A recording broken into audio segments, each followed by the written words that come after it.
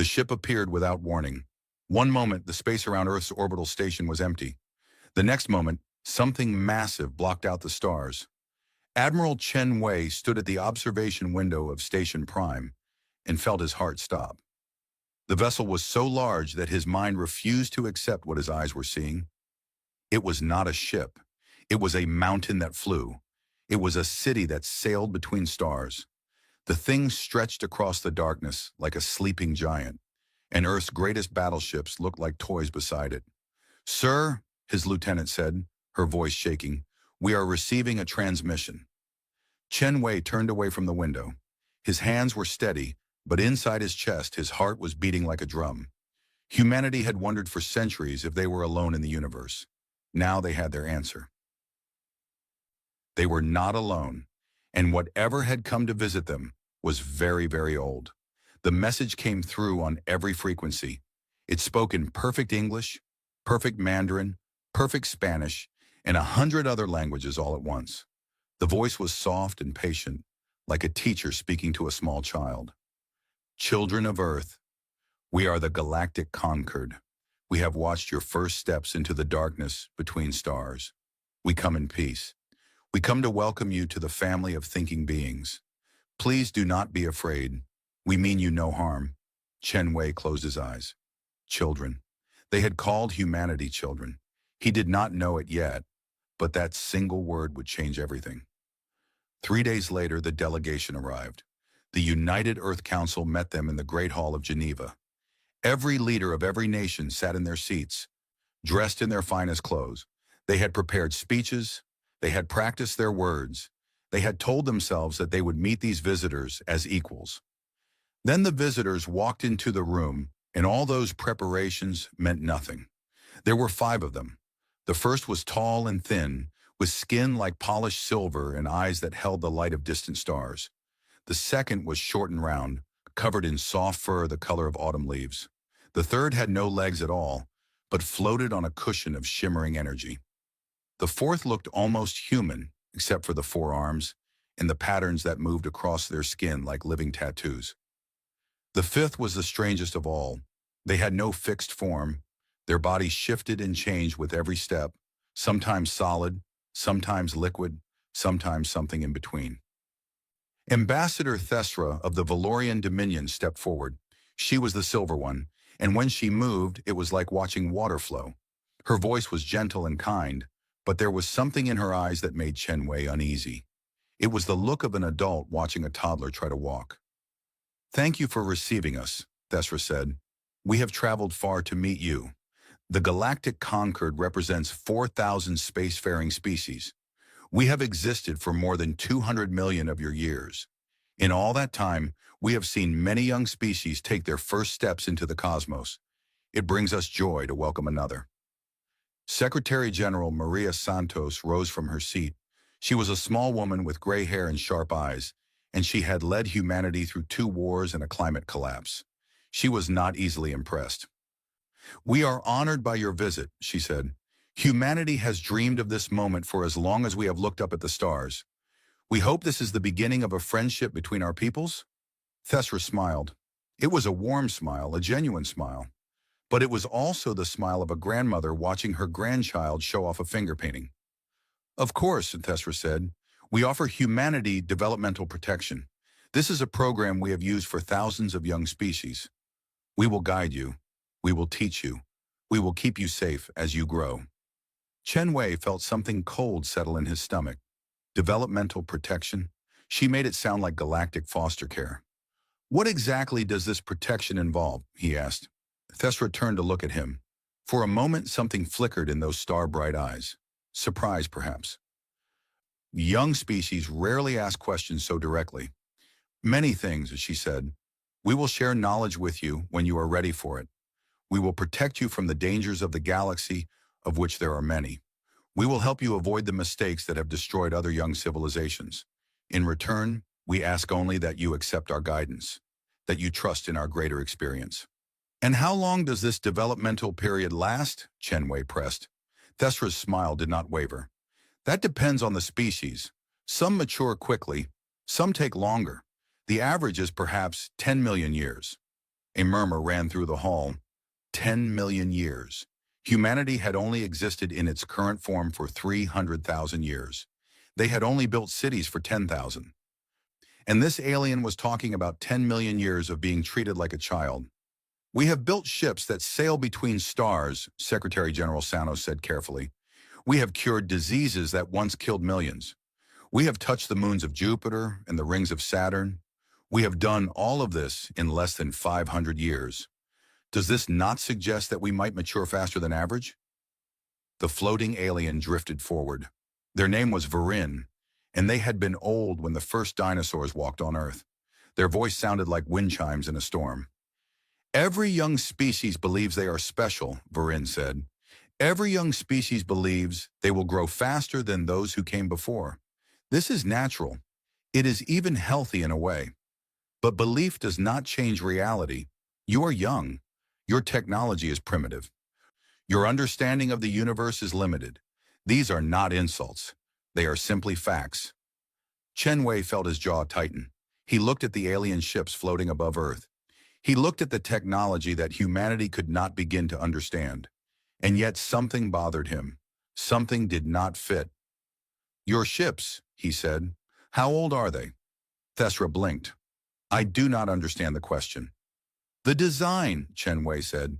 "When was it created? When did your people first build vessels of this type?" The aliens exchanged glances.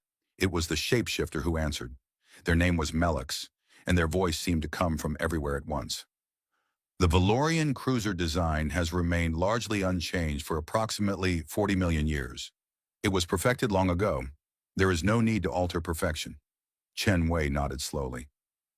40 million years. The same design for 40 million years. He thought about human history. 500 years ago, humans had traveled in wooden ships powered by wind. Now they sailed between stars. And these beings, with all their power and all their years, had not changed their ship design in 40 million years. Something was wrong here. He did not know what it was yet, but he intended to find out. The negotiations continued for weeks. Humanity was given a choice, though it was not much of a choice. They could accept developmental protection and become part of the Concord as junior members, or they could refuse and face the galaxy alone, without allies, without protection, without the knowledge that the elder races had gathered over hundreds of millions of years. Most human leaders wanted to accept. The benefits were too great to ignore. Access to medical technology that could extend human lifespans by centuries. Access to energy sources that could solve Earth's power needs forever. Access to knowledge about thousands of alien worlds, thousands of alien cultures, thousands of alien ways of thinking. But Chen Wei remained troubled. He spent his nights reading everything the Concord provided about their history. He studied their art, their science, their philosophy. He learned about the great achievements of the elder races, the wars they had fought, the peace they had built. And he noticed something strange. The history of the Concord was rich and detailed. It stretched back 200 million years, covering the rise and fall of countless civilizations, but it seemed to stop at a certain point, like a book with the first chapters torn out. The Concord knew their history back to a certain date, and before that date, there was nothing but darkness and silence. When he asked Thesra about this, she smiled her grandmother's smile and patted his hand. "Young species always ask about the time before," she said. "It is natural to be curious, but the truth is simple. Before the Concord, there was chaos, scattered species fighting among themselves, destroying each other, burning out like candles in the wind. The Concord brought order to this chaos. What came before does not matter. Only what we have built together matters." Chen Wei did not believe her. He had spent his career reading people, and he knew when someone was hiding something. Thesra was not lying exactly, but she was not telling the whole truth either. He dug deeper. He asked for access to the Concord's historical archives. At first they refused. Then they offered limited access, with many sections restricted. Chen Wei took what he could get and began to read. Most of what he found was what he expected. Records of treaties and wars, of discoveries and disasters, of species that had risen and species that had fallen. But occasionally he found references to something else, something that made his blood run cold. The silence. It was mentioned only briefly, always in passing, always quickly dismissed.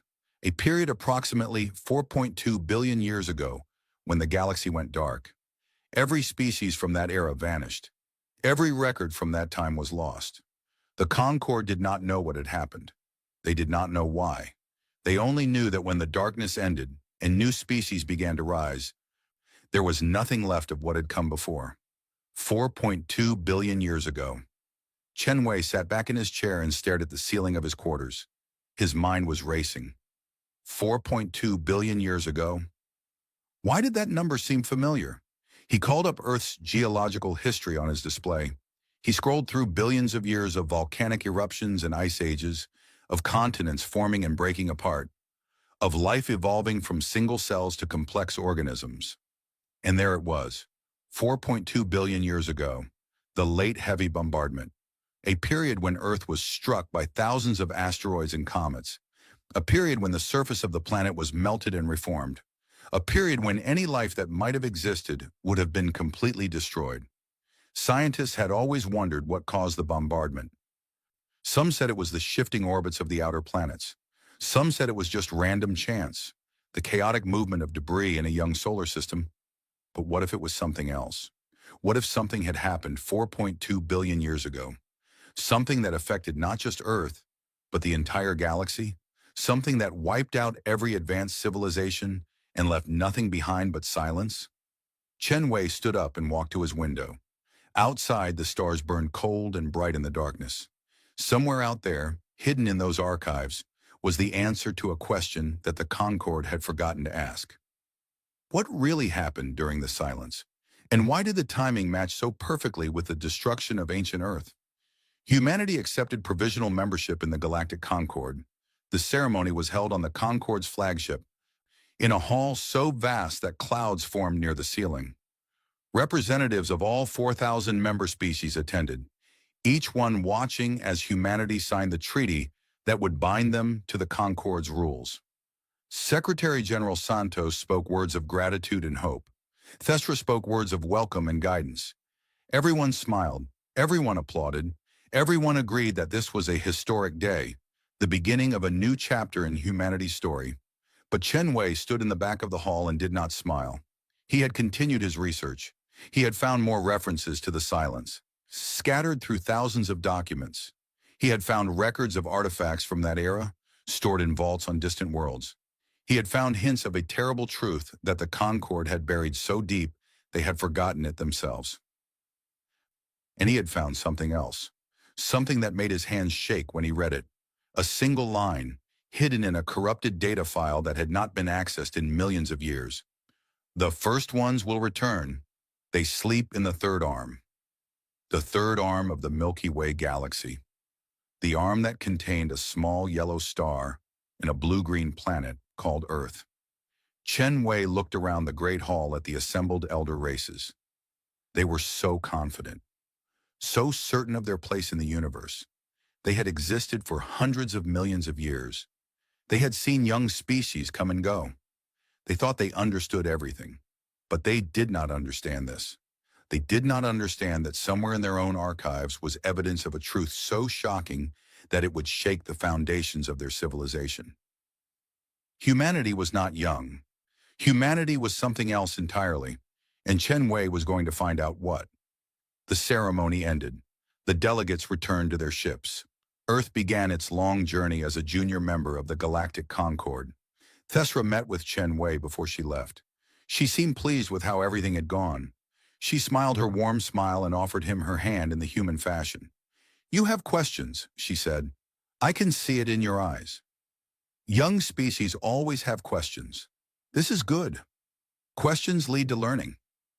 "I have many questions," Chen Wei agreed. "I hope the Concorde will help me find answers." "We will try," Thesra said, "but some answers take time. Some answers require patience. You are young, Admiral. You have much to learn." Chen Wei nodded. "I am sure I do." Thesra's ship departed, sliding through space with the grace of a swimming fish. Chen Wei watched it go. He thought about everything he had learned. He thought about the silence and the first ones and the sleep in the third arm. He thought about how confident the elder races were, how certain they were that they knew everything worth knowing, how sure they were that humanity was just another young species, stumbling through their first steps in a universe they did not understand. They were wrong. Chen Wei did not know exactly how they were wrong, not yet, but he knew that somewhere in the galaxy's forgotten past was a secret that would change everything.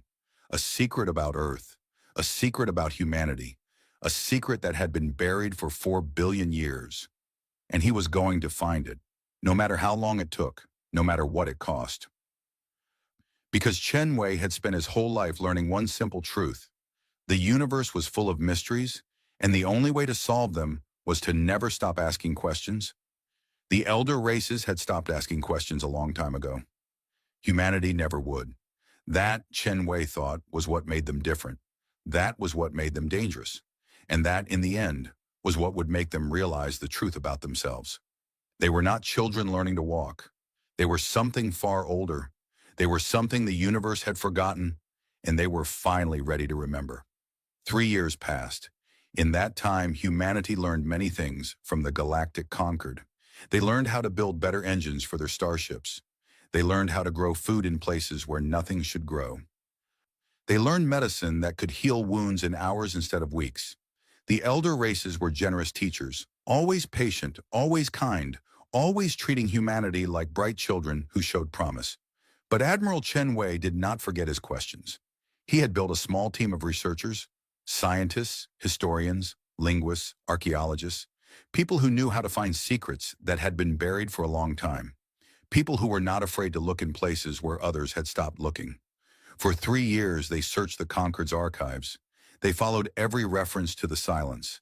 They traced every mention of the first ones. And slowly, piece by piece, they began to build a picture of what had really happened 4 billion years ago. Then came the expedition to Koro 7. Dr. Yuki Tanaka was a xenoarchaeologist, which meant she studied the remains of alien civilizations. She was small and quiet, with gray streaks in her black hair and eyes that missed nothing. When the Concorde offered humanity limited access to the dead vaults of Koro 7, she was the first to volunteer. "What are the dead vaults?" she had asked at the briefing. The Concorde representative, a being named Thesser who looked like a walking crystal, had explained in his slow, patient voice. "They are a repository of artifacts from extinct civilizations, species that failed to survive their own development, species that destroyed themselves with war or pollution or simple foolishness. We keep their remains as a reminder and a warning." A warning of what? That even the most promising young species can fail, that survival is not guaranteed, that wisdom is more important than cleverness. Tanaka had nodded and said nothing more, but inside her heart was racing, a repository of artifacts from extinct civilizations. If the silence had destroyed species 4 billion years ago, perhaps some trace of them remained in the dead vaults. The journey to Koro 7 took 2 months. Tanaka traveled on a Concorde transport ship, surrounded by alien scientists from a dozen different species. They were friendly enough, in their distant way. They answered her questions. They shared their food. They treated her like a student on a field trip, someone to be educated and guided. She let them think what they wanted. Koro 7 was a dead world, a ball of gray rock circling a dying star. The dead vaults were built deep underground, carved into the planet's core by machines that had been ancient when the first dinosaurs walked on Earth. The entrance was a single door, black as night, tall as a mountain, covered in warnings written in 10,000 languages. "Some of what you will see may disturb you," Thesser said as they approached. "Many young species react badly to evidence of extinction. If you need to leave, we will understand." Tanaka smiled politely. "I think I will be fine." They entered the vaults. The first chamber was the size of a small city. Row after row of display cases stretched into the darkness, each one containing the remains of a dead civilization. Tanaka walked slowly down the aisles, reading the descriptions, studying the artifacts. Here was a statue from the Malori, a species that had achieved spaceflight 200 million years ago and then burned their homeworld to ash in a nuclear war. The statue showed a figure reaching toward the stars, its face frozen in the expression of hope that would never be fulfilled. Here was a computer core from the Vex Collective, a machine intelligence that had expanded across 100 star systems before a software error cascaded through their network and shut them all down in a single instant. They had been dead for 50 million years. Here was a child's toy from the singing people of Kethros 4, a species that had been wiped out by a plague they accidentally released from an ancient ruin. The toy still played music when you touched it, a sad and beautiful melody that echoed through the empty chamber. Tanaka studied each artifact carefully. She took notes. She asked questions, and she waited. On the third day, she found what she was looking for. It was in a restricted section, behind doors that required special permission to open. Thesser had hesitated when she asked for access. "Those are very old artifacts," he said. "From before the Concorde. Most of them are damaged or incomplete. There is not much to learn from them." "I would still like to see them," Tanaka said. Thesser studied her with his crystal eyes. For a moment she thought he would refuse. Then he nodded slowly. "Very well, but please do not touch anything. Some of these objects are unstable." The restricted section was smaller than Tanaka expected. Just a few dozen cases, scattered around a circular room. But the moment she stepped inside, she felt something strange, a tingling in her skin, a pressure in her mind. As if the room itself was aware of her presence. She walked among the cases, reading the labels. Most were written in languages she did not recognize, but her translation device struggled to make sense of them. Origin, unknown. Age, estimated 3.9 billion years. Function, unknown. Origin, unknown. Age, estimated 4.1 billion years. Function, unknown. Origin, unknown. Age, estimated 3.8 billion years. Function, unknown. Everything was unknown. The Concorde had been studying these artifacts for millions of years, and they still did not understand them. Then Tanaka saw something that stopped her heart. In a case near the back of the room, half hidden in shadow, was a small, crystalline device. It was about the size of her hand, smooth and clear, with patterns of light moving inside it, like swimming fish. The label said the same thing as all the others. Origin unknown, age approximately 3.8 billion years, function unknown. But Tanaka knew what it was. She knew because she had seen something exactly like it before. In a laboratory on Earth, in a drawer full of experimental data storage devices that human scientists had been developing for the past 50 years. The device in the case was identical to the human design. Not similar, not related. Identical. Down to the molecular structure. Tanaka's hands were shaking. She took out her scanner and ran it over the case. The results came back in seconds, and when she read them, she had to grip the edge of the display to keep from falling. The device contained data. Billions of terabytes of data encoded in a format that human computers could read.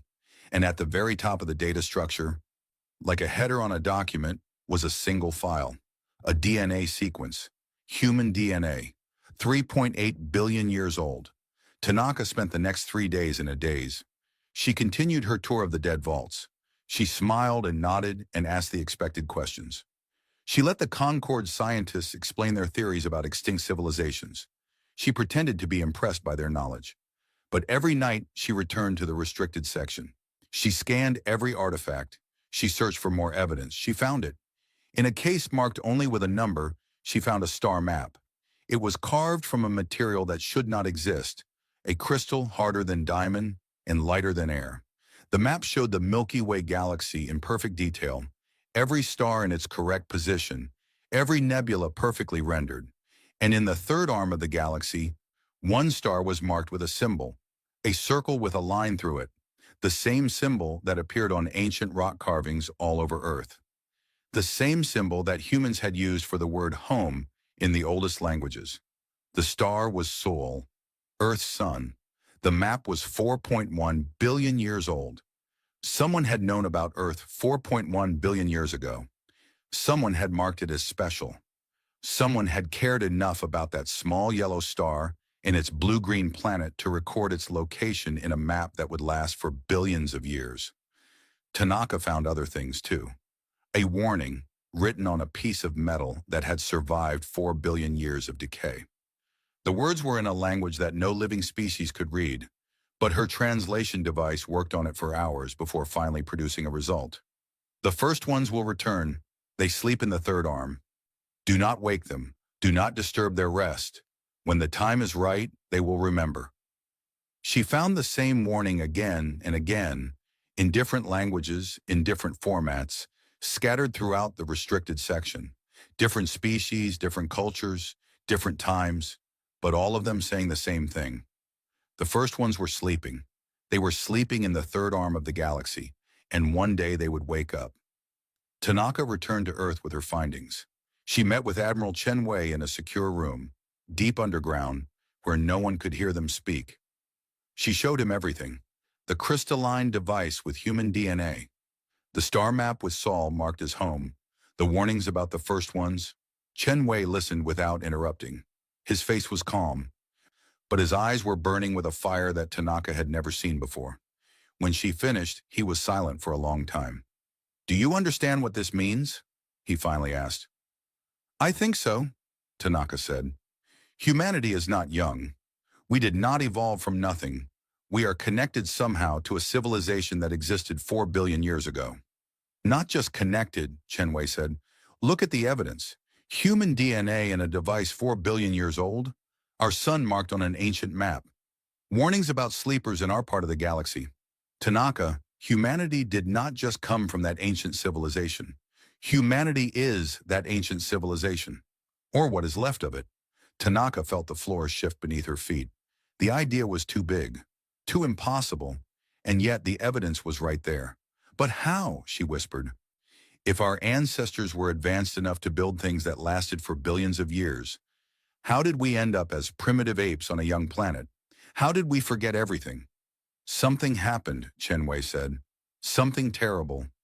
You found warnings about the first ones sleeping. What if that sleep was not voluntary?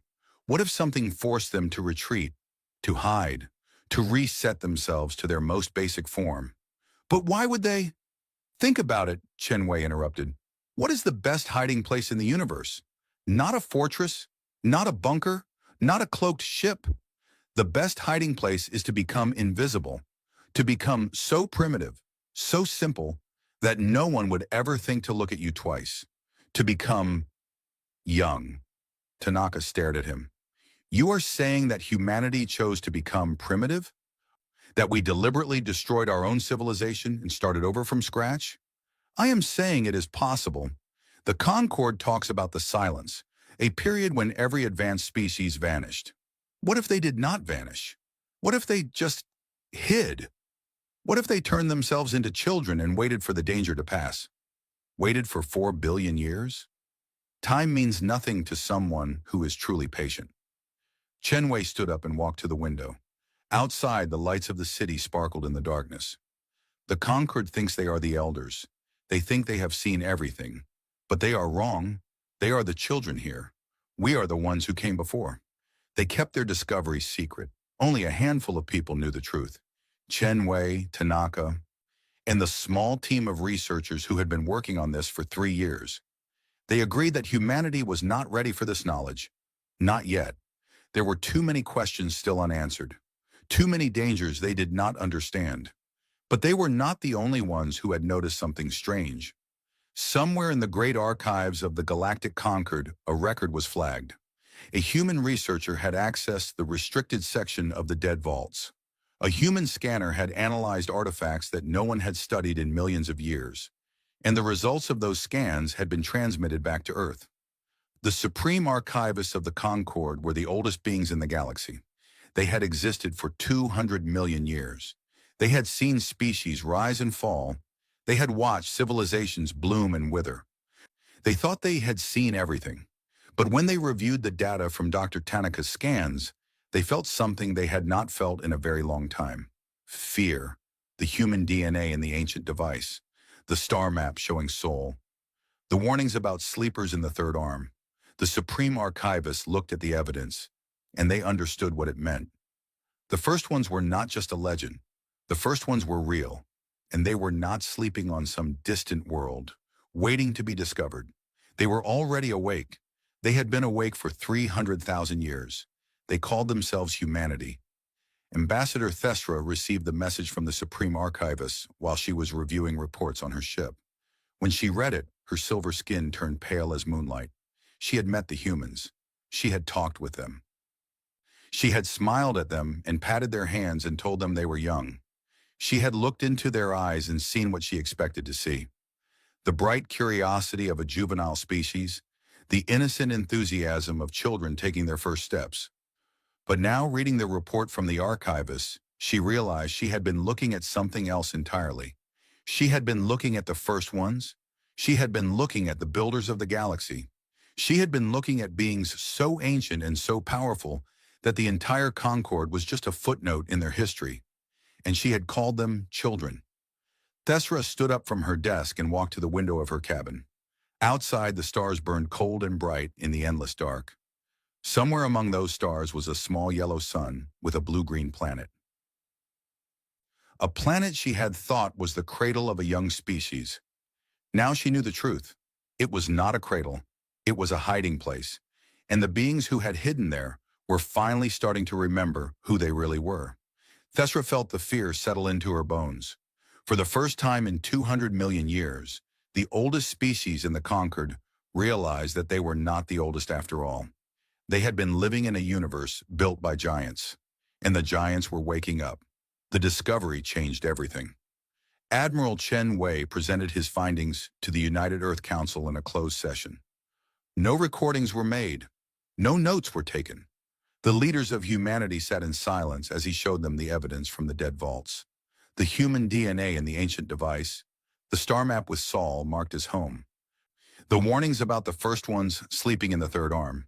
When he finished, Secretary General Maria Santos was the first to speak. "If this is true," she said slowly, "then everything we thought we knew about ourselves is wrong." "Not wrong," Chen Wei replied, "just incomplete. We always knew we came from somewhere. We just did not know how far back that somewhere reached." 4 billion years, said Defense Minister James Okonjo. He was a large man with a deep voice, and his hands were trembling. "Our ancestors existed 4 billion years ago. How is that possible? How did we forget?" "That is what we need to find out," Chen Wei said, "but I believe the answer is in the warnings. Something happened, something terrible enough that our ancestors chose to erase themselves rather than face it. They became primitive. They hid on Earth. They waited for billions of years, and now they are waking up." "We are waking up," Santos corrected. "We are the first ones, or what is left of them." "Yes." The council was silent. The weight of the truth pressed down on them like a physical force. They were not a young species finding their place in an ancient universe. They were the builders of that universe, returning from a sleep so long that even they had forgotten who they were. "What do we do now?" Okonjo asked. Chen Wei had been thinking about this question for months. He had an answer ready. "We search," he said. "If our ancestors were advanced enough to create artifacts that lasted for billions of years, then they did not put all their eggs in one basket. There must be other remnants, other hiding places, other pieces of the puzzle. We need to find them before the Concord does." "You think the Concord knows?" Santos asked. "I think they are starting to suspect. Dr. Tanaka's scans were recorded in their systems. The archivists will review them. It is only a matter of time before they realize what we have realized.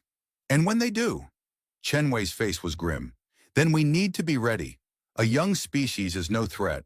A young species can be guided and controlled and kept in its place.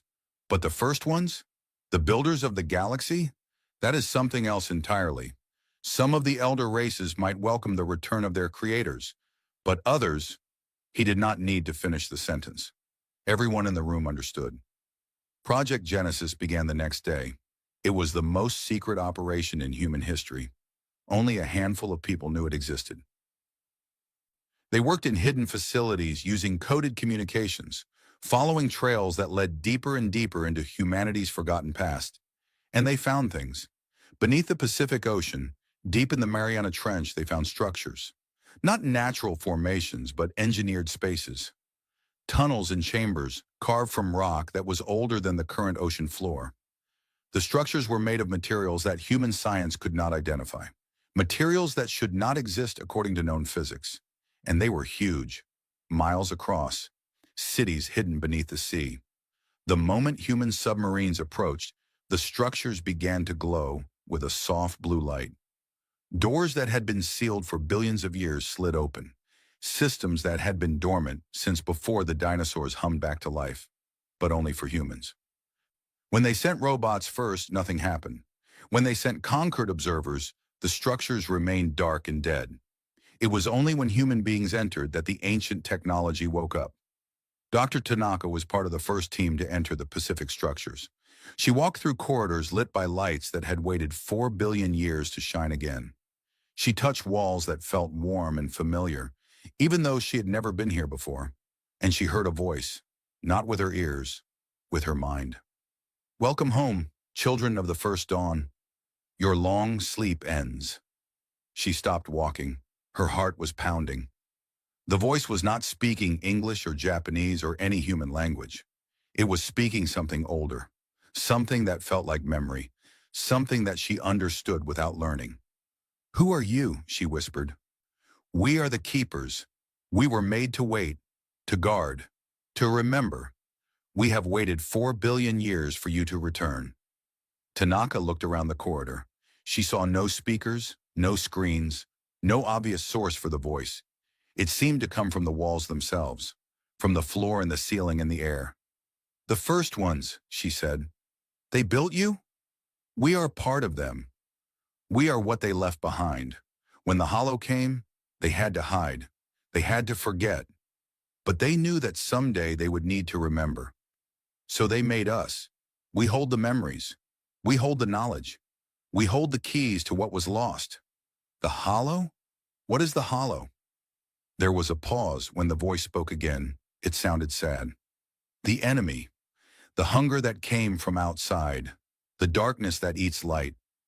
The first ones fought it for 1 million years. They could not win, so they chose another way. They chose to sleep, to become small, to wait until the hollow moved on. But the hollow does not forget. The hollow is patient too." Tanaka felt cold. "Is it still out there? This hollow?" "It never left. It is always watching, always waiting. And now that you are waking up, it will notice. It always notices when its prey begins to stir." More discoveries followed. On Mars, beneath the enormous bulk of Olympus Mons, they found a network of tunnels. The volcano had not formed naturally. It had been built, designed to hide what lay beneath. And what lay beneath was a library. Not a library of books or files or data crystals. A library of memories, millions of minds preserved in amber-like spheres, each one containing the complete consciousness of a first one who had volunteered to remember when all others chose to forget. The minds were not alive in any normal sense. They were recordings, echoes of people who had lived and died 4 billion years ago. But they could be accessed. They could be questioned. They could share what they knew. Admiral Chen Wei was the first to interface with the memory library. He sat in a chair that had been waiting for him since before the Earth had cooled, and he let the ancient technology connect with his mind. What he saw nearly broke him. He saw the first ones at their height, a civilization that spanned the galaxy, ships that sailed between stars like fish swimming through water, worlds shaped and sculpted to be gardens of wonder. Art and music and science and philosophy so advanced that human words could not describe them.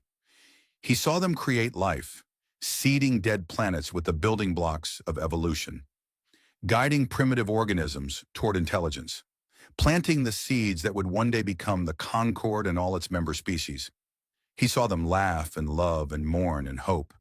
They were people despite their power, people with families and dreams and fears, people who looked at the stars with wonder, even though they had traveled among those stars for millions of years. And then he saw the hollow come. It was not a fleet or an army. It was not a species that could be fought or negotiated with. It was something else, something that existed outside normal reality, something that fed on consciousness, on life, on the very essence of what made thinking beings what they were. The hollow came from the void between galaxies. It came because it was hungry. It came because the first ones had made the galaxy bright with life and thought and feeling, and to the hollow that brightness was food. The first ones fought. They fought with weapons that could crack planets and burn stars. They fought with technology that bent the laws of physics like wet clay.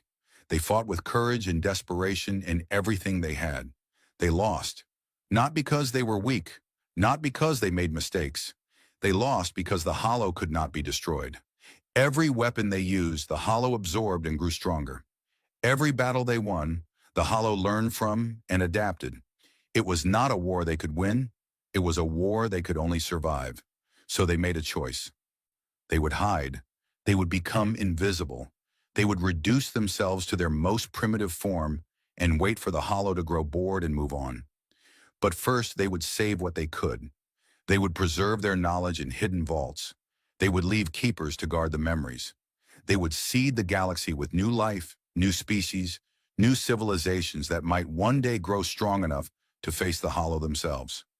And then they would sleep, billions of them, across thousands of worlds. They erased their memories, devolved their bodies, reduced themselves to single-celled organisms, and waited for 4 billion years. Chen Wei saw all of this in the space of a heartbeat. When he opened his eyes, he was weeping. "We were gods," he whispered. "We were the parents of the galaxy. And we gave it all up to survive." News of the discoveries spread through Project Genesis like fire. Each new revelation added to the picture. Each new site revealed more of humanity's lost heritage. And slowly, something began to change in the people who worked on the project. They started having dreams. Dreams of places they had never been. Dreams of faces they had never seen. Dreams of memories that did not belong to them, but felt more real than their own lives. Dr. Tanaka dreamed of building a star, not metaphorically, but literally, standing in a control room, directing machines that gathered hydrogen from a nebula and compressed it until fusion ignited. She woke up knowing how to do it. The knowledge was there, waiting in her mind, unlocked by the dreams. Admiral Chen Wei dreamed of war, of standing on the bridge of a ship the size of a moon, watching a darkness spread across the stars, of making the decision to run when every part of him wanted to fight. He woke up understanding why the first ones had chosen to hide. It was not cowardice, it was wisdom. Children across the earth began drawing pictures of places they had never seen, star systems, alien worlds, machines that should not exist. Scientists studied the drawings and realized the children were drawing accurate diagrams of advanced technology. Technology that the first ones had created 4 billion years ago. Humanity was remembering, not consciously, not deliberately, but the knowledge was there, buried in their DNA, encoded in their very cells. 4 billion years of sleep, and still the memories persisted, waiting for the right moment, waiting for the trigger that would unlock them. That trigger had been found. The Concord noticed. Ambassador Thesra requested an urgent meeting with Secretary General Santos. She arrived at Earth's orbital station with a delegation of 10 ships, each one bristling with weapons. This was not the friendly visit of 3 years ago.